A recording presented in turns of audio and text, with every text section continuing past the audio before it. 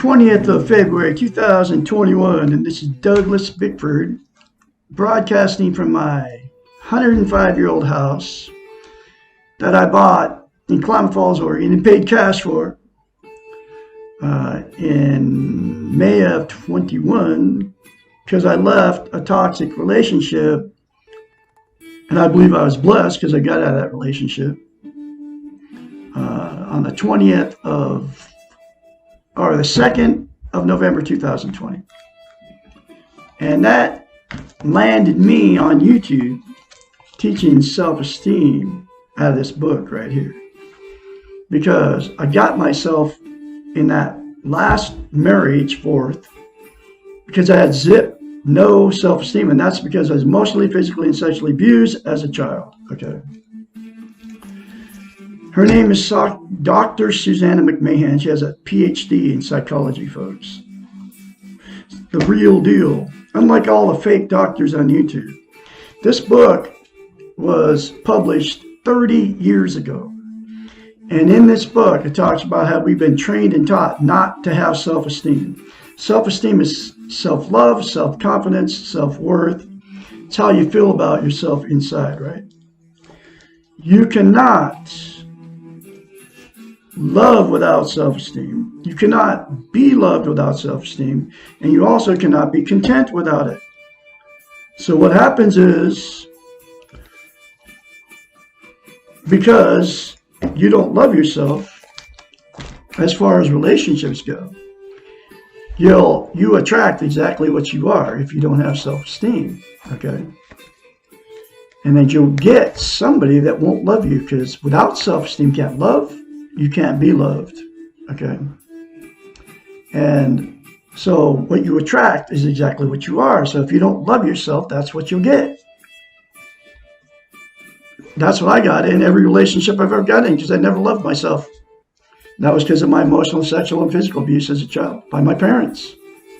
I carried that all the way through my whole life up until 65 years old, sitting in a RV park in Christmas Valley, Oregon, in the middle of the sagebrush, high desert in Oregon. Okay. And an old RV, the doors were falling off. It was clean, but nothing worked in it. The water didn't work. The lights worked. That was about it. And it was clean. I had a soft bed because I had thrown in my beds that I had with a woman I married in Idaho in that RV. Okay. But I had cleaned it out. I had actually cleaned it out because I was going to leave her. I left her in November of 20, okay? I was going to leave her in April of 20 because we got this huge blowout and the cops got called, okay? And then all the truth came out. We were drinking, and every time we fight, we drink. Or every time we drink, we fight, okay? That's what happens in toxic relationships. There was no peace, okay? But it was my fourth marriage, and I've been in 4 marriages and 4 failed marriages because of no self-esteem. And now I have it, I'm full of it. Next person I get with will have self-esteem. She will love herself because I'm heterosexual. Because if a person doesn't love themselves, the relationship will never work. Because you turn toxic to each other.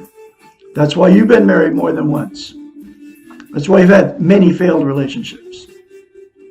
You know, especially romantic relationships. If it's a relationship with a person, you just throw that person away, right? People do that all the time. And toxic, just friend relationships, okay? You just don't talk to them anymore. But when it comes to romantic, then you end up splitting up. Or you end up staying with these people that don't love themselves. You don't love yourselves because you don't want to be a failure. You don't want to leave them for whatever reason. And then the abuse, both of you abuse each other, okay? The name calling, the cheating, the lying, the stealing, going to a bar and picking up another person to have sex with, whether it's a man or a woman, with your wife.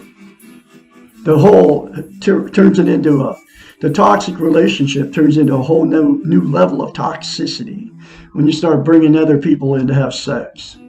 Okay.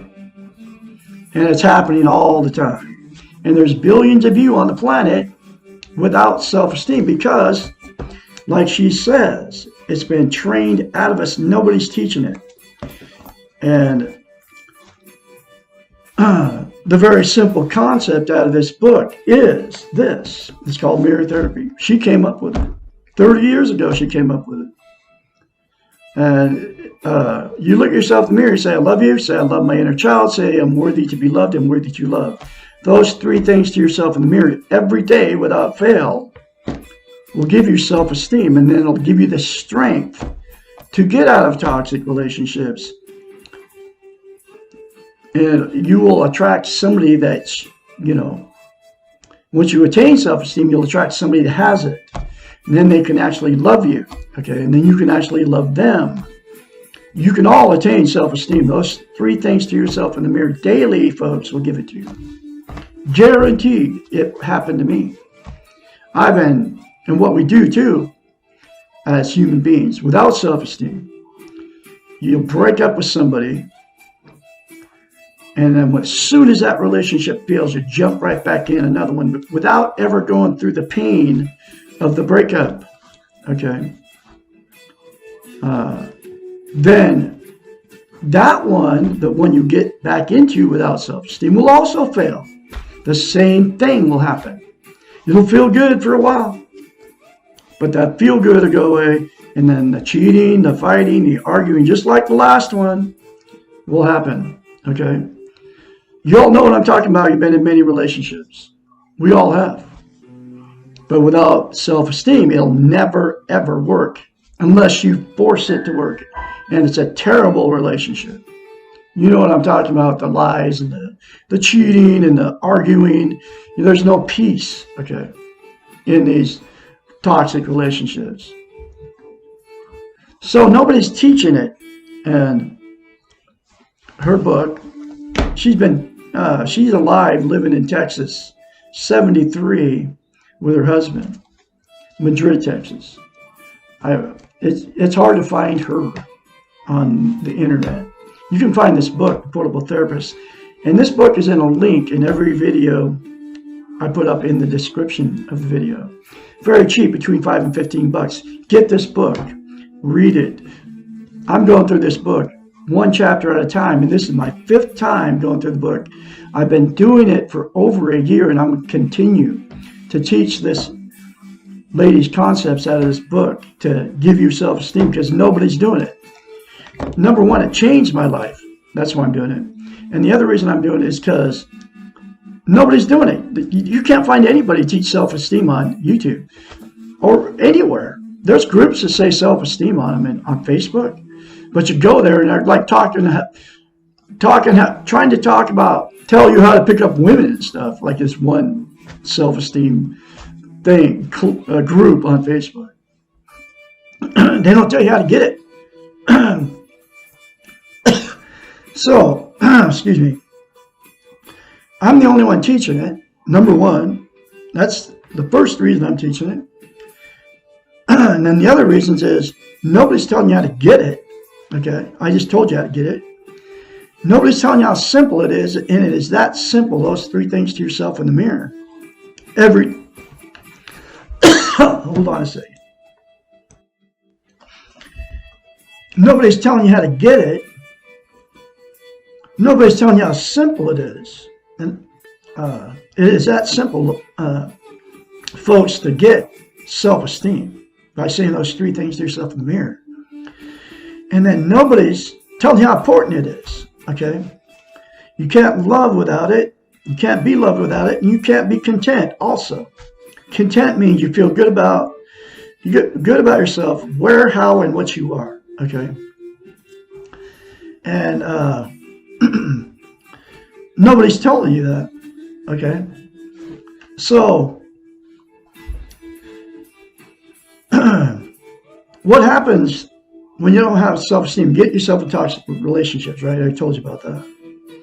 You'll stay with them or or relationship jump like I've done, because I couldn't stand the fighting and arguing. I had no idea what was going on until I read what happened to me. I didn't have self-esteem in this book.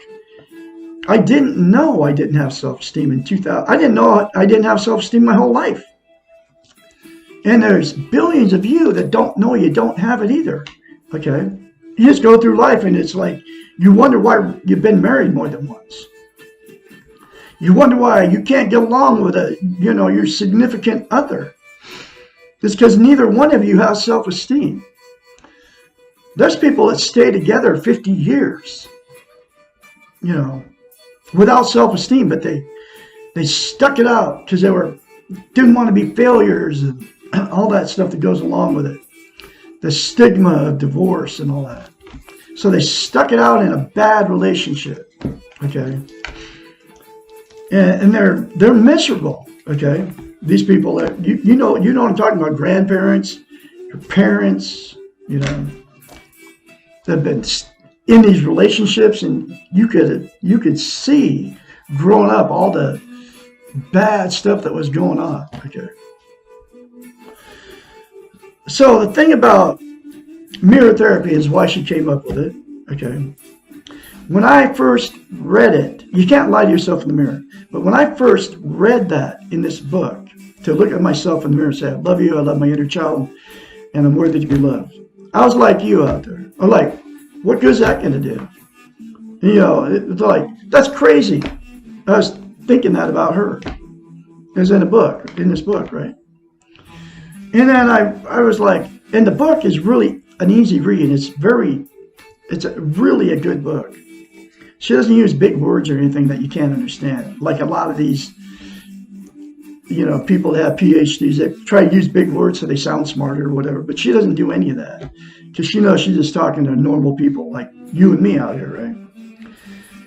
Anyway, so I was going, she wrote it in the book. She wrote this book 30 years ago. She's had thousands of clients because she's a psychiatrist. And they were paying her good money for these therapy sessions, right? Trying to get their messed up lives fixed. So she told them to go home and look at yourself in the mirror when they finish their session for the week or month or whatever, how many times they did the month. Their assignment was to go home and look at themselves in the mirror and say, I love you. Say, I love my inner child. I'm worthy to be loved and worthy to love. That's what she told them to do before they came back. And they did it because of her credentials and because they were paying her. I did it. Because I thought it was really weird, just like you thought it was really weird that I tell you that, right? I did it because I go, wait a minute, she told everybody to do this. There must be something to it. Something must happen when you do that. And so I did it. But the first time you do it, folks, you have to force yourself to do it. We're all in the mirror, just like I had to do. But once you force yourself to do it, every time you do it, it'll become easier. And you don't know what you're missing by not having self-esteem. You get like this, number one, you get internal peace. It's like a different feeling when you get around total strangers. But anyway, so I forced myself to do it the very first time. And I had to because I didn't believe it about myself. I couldn't lie to myself in the mirror. I couldn't say I love you because I didn't love myself. Okay? That's right. That's why you can't say it either to yourself. Okay? Because you don't feel it. You don't love yourself. And it's not even your fault. Okay? Because nobody's taught you, and that's why I'm here doing it. Okay? To help you, to get it. So you can trust me. It's not coming from me to do this. It's coming from a psychiatrist. Even though she's not practicing anymore. She wrote this book, and all her wisdom's in this book. I have all her wisdom. You can all read this book. Get it yourself. And read this stuff for yourself in black and white. This is my fifth time going through this book. And I'm going to continue to go through it because nobody's doing it. Okay? And I'm going to continue to post it on Facebook and everywhere else. I can send my videos to. I got like 3,000 videos up. And I'm going to keep talking. So they force themselves to do it, and it's the only way that you can get a healthy mind, okay, is to have self-esteem, and she knew that. And then you'll be like that person flying around, because you're, without self-esteem, you're in a fog. You're, don't know which way you're going, but you'll be able to fly around. This is, symbolic of the, after you attain self-esteem, because you're a prisoner in your own mind without self-esteem. You're like psychologically lost, and people don't know this stuff, right? But that's what it'll give you. I got hats and t-shirts. Hat, t-shirts, sweatshirts being made with this logo on it, okay? And then there's some saying out of this book in the back, on the back of the sweatshirt. But anyway, you also cannot be content without self-esteem, which means, like I said, you feel good about where, how, and what you are, right? So you can't be content. So what people do to try to be content, there's 10 things. Drugs, alcohol, food, sex, gambling, TV, religion, another person, material possessions, or money. Okay, those are the 10 things that people use to try to be content. They're all externals. They will never make you content. We'll start with drugs. And you can include caffeine and nicotine. They are both drugs. Don't turn me off because I said that, because they are a drug. And caffeine's a stimulant, and nicotine's like an opiate. It calms you down. That's why you have a couple cups of coffee before you can even function in the morning, because you're trying to make yourself feel good with that coffee. Okay, and it does temporarily. And then all the illegal street drugs, pot, LSD, STP, mescaline, heroin, methamphetamines, all of that. The drugs people use to try to make themselves feel better. And then you can include the prescription drugs, which are all the pharmaceuticals that these maniac companies are feeding us, the pharmaceutical companies, through your doctor unnecessarily. There's only 3 reasons to take a pharmaceutical medication. Number 1, if you're born with depression, which is genetic depression. Number 2, if you're mentally ill and you need a chemical to fix your brain. Number 3, if you have some kind of physical ailment where you have pain all the time. That's the only reason to take 3 pharmaceutical medications. And what they've done, they've found out they can make huge money off the insurance companies by charging huge money for all these different drugs, thousands of them. And then these doctors are prescribing all this stuff to you unnecessarily. Okay. 2 unnecessary ones are anxiety medication. You can't do nothing about the future, and they give it to people because it calms them down, because they're thinking about something that's going to happen to them in the future. That's bad. Yeah, but we have no control over the future. So, but you don't have to live in anxiety in the future. So you don't need that medication. But you'll tell your doctor you're anxious, and he'll give you that medication. And that medication will kill you. All the side effects, and read about it. And then the other one's depression medication. Not thousands of them. I don't know how many there are. Anyway, you're living in the past in guilt. I should have done this. I should have done that. You have no control over the past. So the depression medication's unnecessary unless you're born with it. Okay? Because you're depressed. It's called situational depression. Okay? You don't have to live in the past in guilt, because you can't control any of it, just like you don't have any control over the future. The only cure to it is to live in the now. That's all we got. Okay. Anyway, that's all the medications, and it's always a temporary fix, and you're using it for one thing, to make yourself feel better, including caffeine and nicotine. But it'll never make you content. Alcohol, the same thing. Doesn't matter where you get beer, wine, hard liquor, right? Using it for one thing, to make yourself feel better. There's no other reason to put alcohol in your body. Okay? That's the truth. Even if you're drinking 2 glasses of wine a day, 2 shots of whiskey, or 2 beers a day, you're using it to make yourself feel better, and it's always a temporary fix. Sex, exact same thing. Have sex, you feel good. As soon as you're done with the sex, you have to have more sex to feel good. And then that good feeling doesn't happen with the one you're with, so a lot of cheating starts and all that junk that goes on in toxic relationships. Because the feel good goes away. That person gets stale or boring, whether it's a man or woman. That's why people cheat on each other, to try to get the feel good again with the sex, right? But so you get addicted to drugs, alcohol, sex. It's always temporary, okay? Next one is food.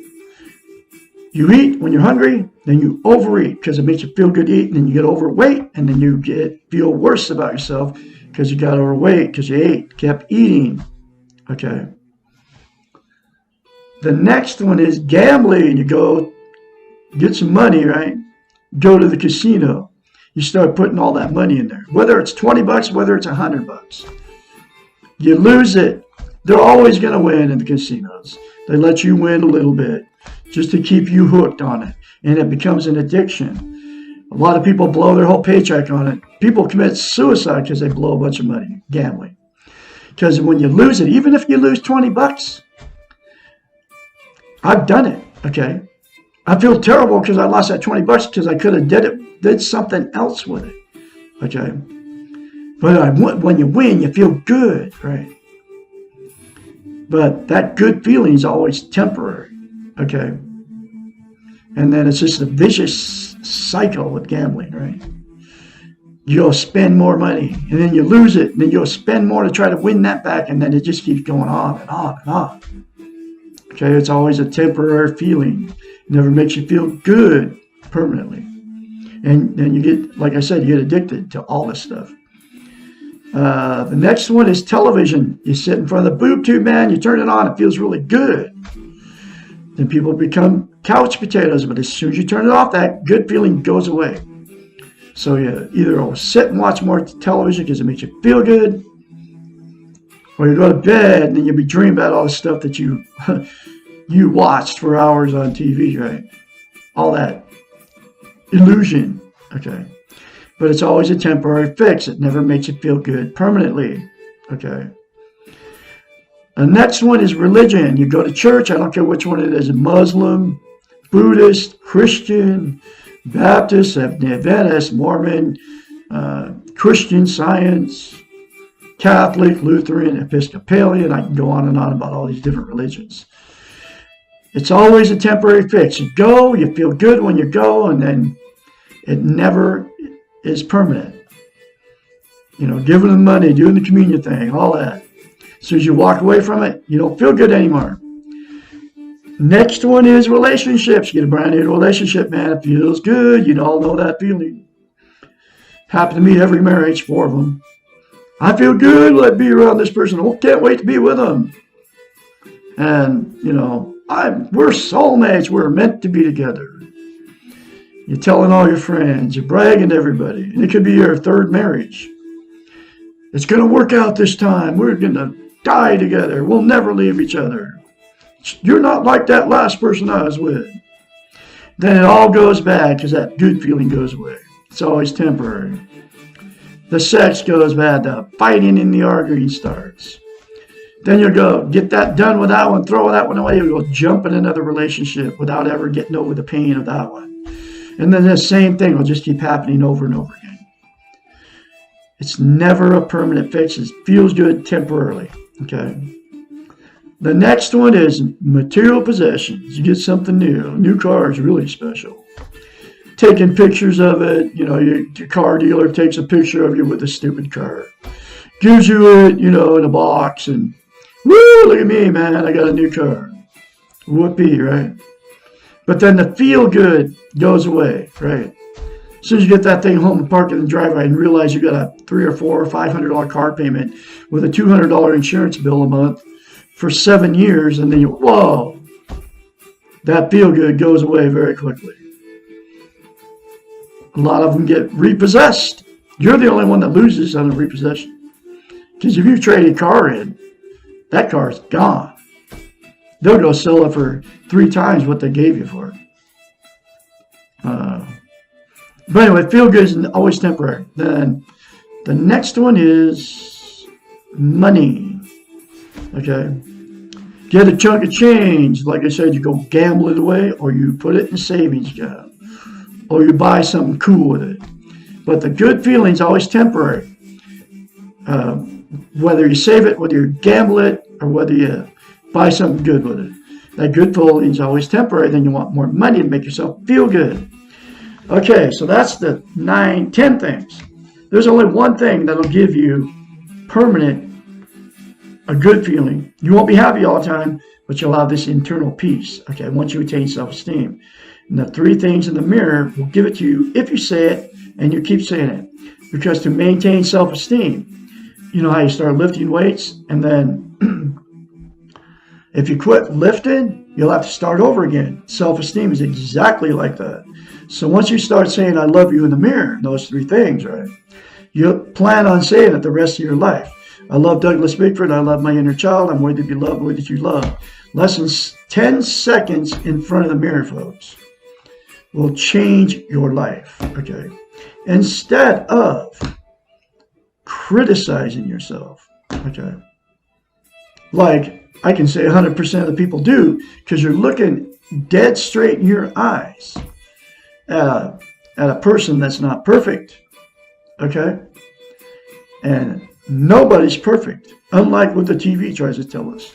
That's why you criticize yourself in the mirror. And the reason you criticize yourself in the mirror is because you don't love yourself. If you loved yourself, when I told you to look at the mirror and say, I love you, you go, yo, dude, I already love myself. I can do that very confidently, just like I can now. If you love yourself. But like I said, you don't know you don't love yourself. You don't know you don't have self-esteem because nobody's teaching it. And you can all get it if you force yourself those 3 things to yourself in the mirror the very first time. The more you say it, the more you believe it, and the more you'll feel it. Okay? Now I'm going through this book 1 chapter at a time. And the next chapter is, How Do I Let Go? Previous questions have emphasized the importance of letting go. It has been mentioned that we need to let go of insecurity, guilt, anxiety, perfection, fairness, and our illusions and defenses. This sounds like a great deal to release, and if we do manage to let go of all the above, what will be left? It is important to note that all of these attributes are related to the weak ego. The worth that we receive from external resources, which I just told you 10 of them. All the above serve to protect us from ourselves and to provide reasons to externalize or excuse our human behaviors. They all help to justify why we are the way we are and to prevent us from taking responsibility and from changing ourselves. When we let go of the need to be something we cannot be, perfect, we will discover that what we have left is our humanness, our goodness, our belief and trust in ourselves. We will be left with a kind, objective, responsible self. We will be left also with the realization that we make mistakes, feel pain, and often do not know why. What is wrong with that? The best way to let go of anything is lovingly. Do not hate or fight what you're trying to let go of. Rather, honor all of it and realize that all these things, your past, your guilt, your defenses, and illusions, brought you to this place where you are right now. All of these things made you what you are, and all them work for you because you survived. Think of these things as tools, albeit faulty tools, but nonetheless because it got you here.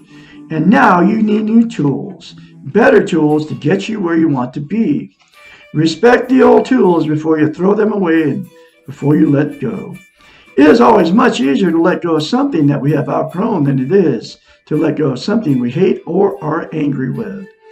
When we hate something and try to get rid of it, it tends to become sticky and cling to us. When we lovingly let go of the value of what we're getting rid of, it tends to slide away more easily. A good example of this is a relationship that you have outgrown. If you can focus on the good things in the relationship and what you learn from it, the leaving is easier and you tend to feel okay about yourself. But if you can only focus on the hatred and the negativity, the relationship exerts power over you and you are not free and not feeling okay about yourself. Honor all of these things you want to let go of. Look on each one of them and remember how they worked for you. Appreciate them for getting you here. Tell yourself that now that you are strong enough and responsible to yourself, you no longer need what you once needed. All the development means letting go and moving on. When we need a crutch, it's nice to have one handy. When we no longer need it, we can gently and lovingly put it away. The more self-esteem you develop, the more crutches you'll put away. The crutch only becomes an impediment when you no longer need it. Letting go is a process. It takes time. It is an easier process when done with love. Another very powerful chapter for you folks. I think I redid that chapter, but it's okay. Remember, look at yourself in the mirror, say, I love you, say, I love my inner child, I'm worthy to be loved, worthy to love, daily without fail. You were born good, you will leave good if you accept that you're good. You are all beautiful people out there, folks. I'll have another chapter for you tomorrow, which is How Do I Let Go of My Past?